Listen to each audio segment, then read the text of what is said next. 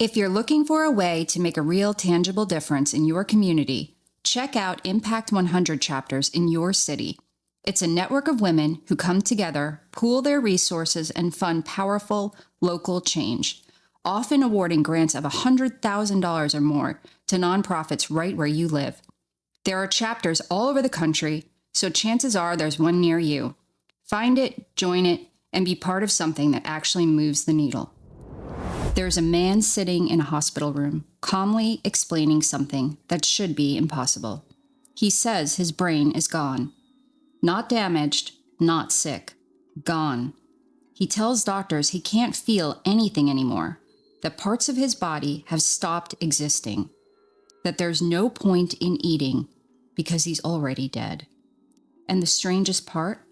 While they scan his brain, it almost looks like he's telling the truth. This is the case of Graham, a man who, after a suicide attempt, became convinced he no longer existed. No emotions, no hunger, no need to live, because in his mind, he had already died. Doctors would later say his brain activity resembled someone under anesthesia, or even in a coma. But Graham wasn't unconscious. He was sitting there, talking, fully awake, as a walking corpse. This is Cotard syndrome, a delusion so rare and so disturbing that it makes you question something we all take for granted. How do you prove you're alive if your own brain insists that you're not?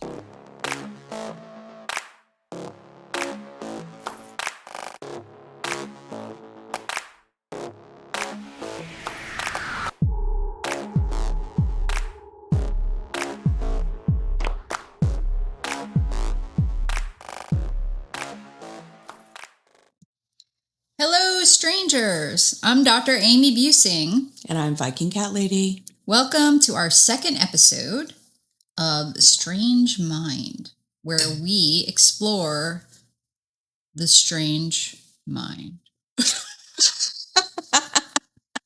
Because we're obsessed with how weird the brain is. And today we're going to be talking about people who think they're actually dead. Not metaphorically, not exaggerated, just actually believing fully that they're dead. It's not always also that they're dead.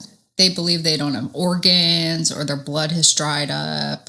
Their heart isn't beating. It's just could be random things. And like at the very worst end of the spectrum, it's that they're dead. And even if you can prove it, it's more of just like a feeling belief that they have that they are no longer walking around. Right. It's not actually based on science. Right. It's just this. Yeah. Like you can just tell them, hey, here's your EKG. See, heart's beating. And they're like, nope. That's not real. And the relatable twist about this is that we all have this. So it's really just like a little tweak in our brain chemistry that could throw it off. And we could too have this belief, which is pretty terrifying. So we're going to start with a case where it all started in the 1800s in France. And then we're going to talk about the recent case that we mentioned in the intro. And then we'll have an ending. And we'll question your own thoughts and how this comes up. We'll also talk about the neuroscience of how it works. But yeah, of course. Okay, so we're going to go back to the first case that's actually documented as a Cotard's case because it was documented by a neurologist called Jules Cotard. This was in the late 1800s in France, and the patient is called Mademoiselle X. And this is like the 1800s version of HIPAA. Right. Okay, that makes perfect sense. Which is actually kind of cool. Mademoiselle X. Mm-hmm. I like that. Other than like having to sign HIPAA documents, just refer to me in all of my records as Mademoiselle X. I like that. So she started believing that she had no brain, no chest, no stomach, and no organs. She was just totally empty, like a shell of herself. And this is like the first the doctors are ever hearing this. Like they're playing her heartbeat, and she's like, no, that's not real. She's just totally not believing it. So what happens with her is because they don't know how to treat it, they've never seen this before, she stops eating because she doesn't believe she has to eat because she has no stomach, and she eventually dies from not eating, starves herself to death. Which to me is incomprehensible. Right. Even more so than believing you're dead is just to stop eating. Like if I didn't, well, all right, so what would you eat the most of if you didn't think you had a stomach? Oh, you mean like couldn't gain weight? Yeah. Kraft Mac. Kraft Mac.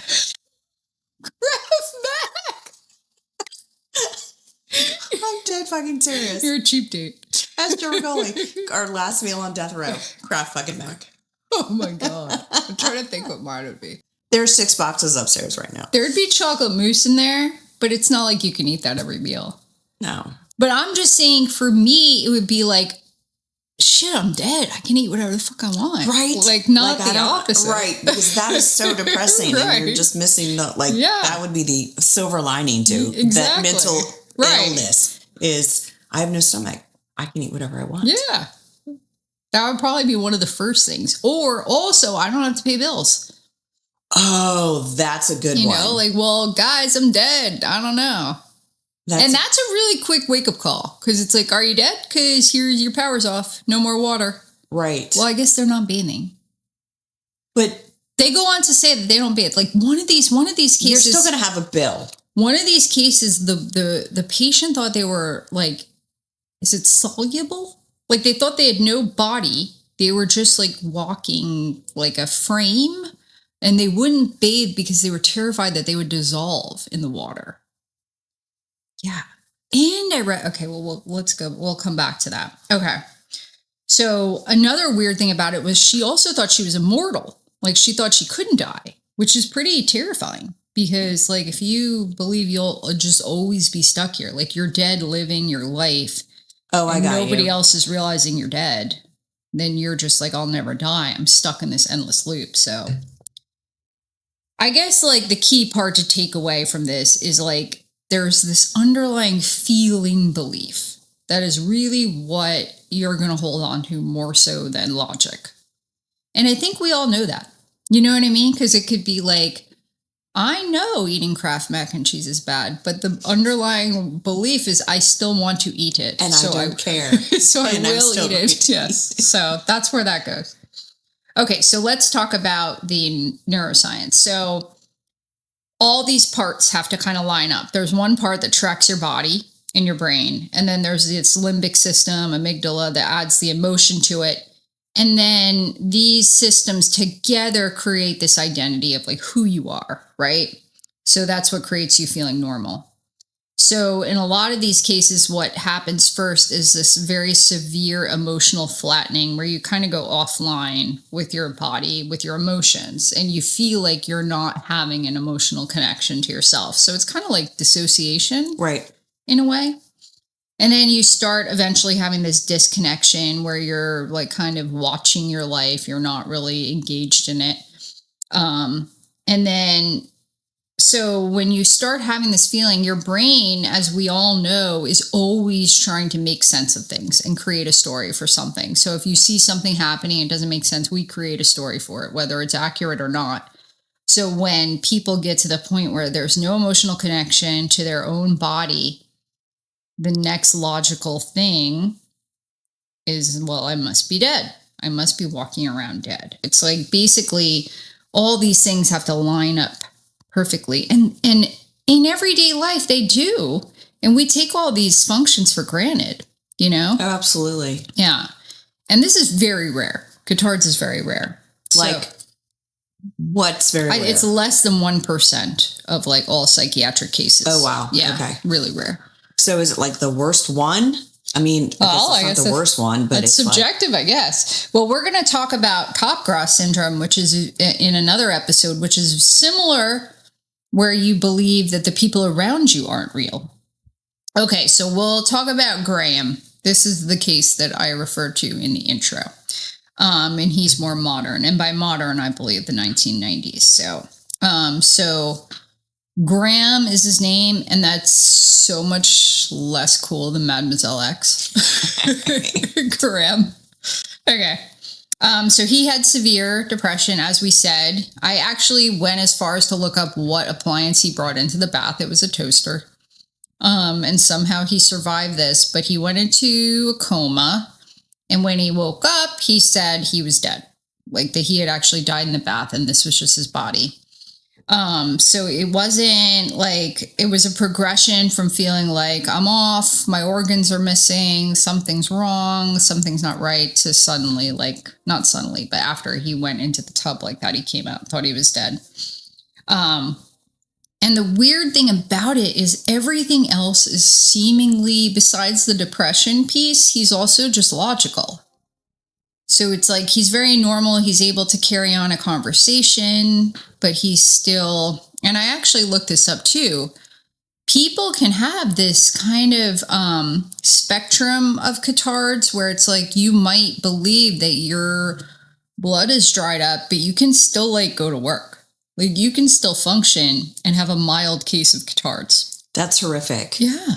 Your blood has dried. You truly believe your blood has dried up, but you're still going to schlep your ass into the office. Right. Yeah. Well, it's like we said. You got to pay your I know bills. I'm dead, but they shut the power off and now I can't live. So I guess I got to go to work even though I'm still a corpse.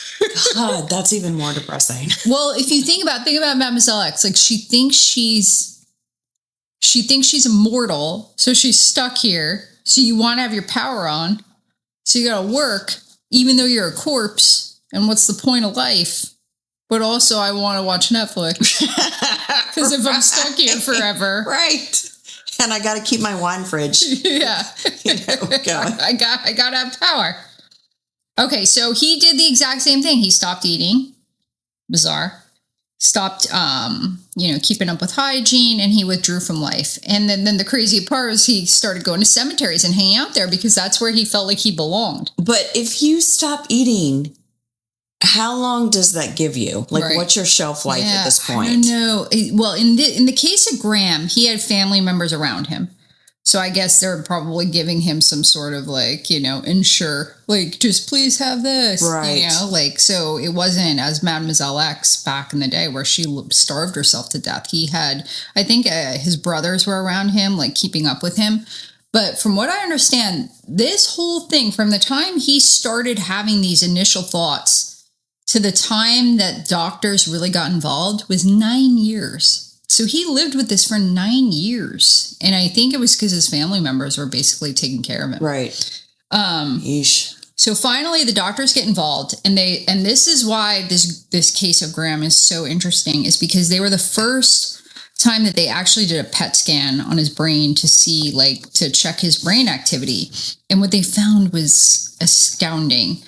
They do a PET scan and they liken what they find to someone in a vegetative state. So like his brain was basically offline to the point where the doctor said there's no way he should be even walking or talking, let alone like functioning normally. That's bizarre. Yeah. Like that's like, mental, the mental part of your brain crossing with the science part of it. Right. Yeah, it's like, kind of you are dead.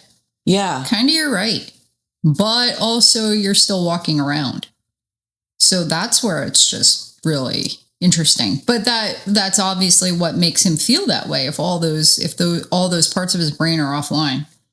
So again, like we've talked about, and this we'll talk more about this with the Capgras syndrome, is that your brain tries to make a story for everything. And if you feel like parts of you are offline, and that could be that severe depression piece, then you make up a story for it and it's dead. And it's like that. I think I remember reading about this with the Capgras delusion, but I think it probably carries over to this, is that it's not only your recognition and is kind of not syncing up with your emotional recognition, but that your logical piece of your brain is also a little bit off. Because sometimes maybe you might get to that point where you look in the mirror and you're like, maybe I'm dead because I don't feel anything. But then there's that logical piece in your prefrontal cortex that's like, you are not dead. You are about to eat Kraft Mac. Like, and then you're like, oh, right. The water's boiling. Yes. And you listen to that. Like, I just did XYZ, but that part must be off. That disconnect of like your logic is even off, right? I think the twist of this, which is not really even a twist, it's like I think the most uncomfortable part is that a lot of people that are very depressed have that. And I don't know about you, but I've definitely had that piece where like, I don't care. Like, I don't care to like get up or do anything because what's the point? You know what I mean? Like you get into that rut where you're just like if you didn't have the animals, like I might not get out of bed all day, you know, because like, what's the point, you know? And I think a lot of people go through that feeling of like, I feel dead inside. Like, what's the point, you know? But if there's something off in your brain that could like switch it over to this level of, no, I'm actually dead. Like that's really taking it to the next level. I mean, I don't know. It's kind of incomprehensible. Like our reality is that fragile. Right, exactly. And this guy's sitting here hanging out at the cemetery thinking that this is where he belongs. And evidently the cops were just coming there and bringing him home. And then he'd just go there again and hang out there because that's where I read this story about one case where the woman believed she was dead. She was really, really pissed off that none of her family members had cared about her enough to have like a funeral service for her. Mm-hmm. So after however long it was of her just like griping and griping, they held a wake for her. And they actually like went about it. And so she's in the coffin, she's in the wake, and wait a minute. I swear to God. And while she's there, she's complaining about that. She was complaining about whatever it was. And eventually she falls asleep, wakes up. And so she goes through these like Cotard's episodes. So like so it's not 24/7. No, it's not her whole life. No. So like same as if you have a major depressive episode and you go into it and you're there for a few weeks to a few, like it might get so dark that she actually is like, okay, I'm dead again. And I don't know if they continued to hold wakes for her, but they at least did that one time. And then she came out of it enough to then believe she's alive again, but then she would go back into it. So it can be like episodic too. Maybe she just liked the attention. Right? Let's see who shows up this time. Right. Like, what do they do with using the restroom? I mean, because how is that? Like, you can't decide, well, you know what? How you dead? You gotta pee. You gotta pee. So do they just pee? I don't get it. How is that not feedback enough? I wonder if it's similar to when they show you the scan, though. Like, they're like, look, you're peeing. And it's like, it doesn't matter. Like, it's still that firmly held belief. And they're just shitting their pants, too? There's the how. You can't deny that. I mean, yeah, you're just shitting yourself. Mm-hmm. That's a sure proof of life. Oh, on a good note, Graham recovered. What? Yeah. So here's the thing. So Cotard's, it's like there are several reasons that it can happen. And one of them is extreme depression, right? But it also could be like brain damage, like some sort of damage to the brain, like a traumatic brain injury, a seizure or something. But in his case, it was brought on by severe depression. So treating that with like antipsychotics, medication, and treatment. So he eventually came out of it. When they brought it up with him later, he was like kind of confused. Like he didn't really buy into the fact, like he couldn't wrap his head around that he thought he was dead. So he said he never actually like felt normal again. But good news, he didn't starve to death. And he actually kind of came out of it. Did he recover? Like, was he on meds? Like what? I'm guessing no, that's how he was treated. Was with meds. Yeah, but I'm guessing he's probably had to be on meds his whole life. But he was able to recover enough that he believed he was alive again. Jesus, criminy. Yeah, and having that PET scan too. So clear, obviously, I can see how you wouldn't feel normal if you had a PET scan where you were basically in a coma. Right. If you like these episodes, please like them and please subscribe and please make a comment and tell us what's the first thing you would stop doing if you believed you were dead. No one's going to say eating. Mm-mm. What would you say? Eating would be the last thing I would ever stop doing. Yes. And drinking wine. All right, that's it. Episode 2.